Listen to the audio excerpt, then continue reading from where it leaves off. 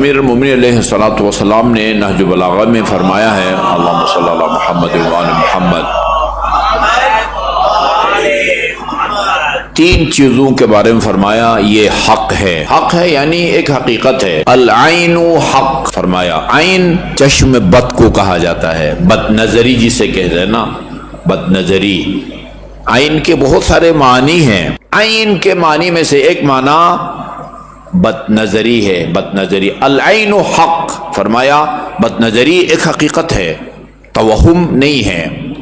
والسحر حق، سحر بھی حق ہے۔ سحر روایات میں ہے، لوگوں نے جادو کیا تھا رسول خدا صلی اللہ علیہ وسلم پر، اچھا وہ پھر وہ جادو کر کے کنویں میں ڈال دیا گیا تھا، اور امیر المومنین علیہ الصلوۃ والسلام کنویں میں گئے اور ان تعویذوں کو یا جو بھی زہر تھا اس کو وہاں سے نکالا، وہ بھی حق ہے۔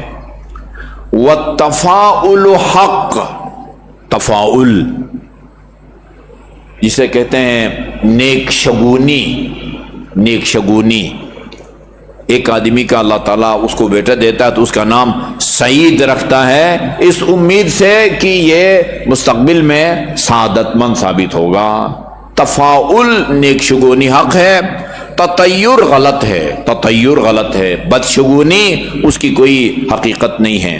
میں اکثر اوقات یہ آیے شفا پڑھتا ہوں اور ہماری دعاؤں کی کتابوں میں اس کا ذکر بھی ہے کہ اس کو پڑھا جائے۔ وَنُنَزِّلُ مِنَ الْقُرْآنِ مَا هُوَ شِفَاءٌ وَرَحْمَةٌ لِّلْمُؤْمِنِينَ وَلَا يَزِيدُ الظَّالِمِينَ إِلَّا خَسَارًا، یہ آیے شفا کے نام سے مشہور ہے۔ اسی طرح معوذتین پڑھتا ہوں، معوذتین قُلْ أَعُوذُ بِرَبِّ الْفَلَقِ مِنْ شَرِّ مَا خَلَقَ تا آخر، اور قُلْ أَعُوذُ بِرَبِّ النَّاسِ، یہ دونوں سورے معوذتین کہلاتے ہیں۔ آیت الکرسی، یہ وہ آیات ہیں کہ جن کو ہر بیماری سے شفا یابی کے لیے اور چشم بد سے بچنے کے لیے، یہ بھی بریکٹ میں عرض کروں۔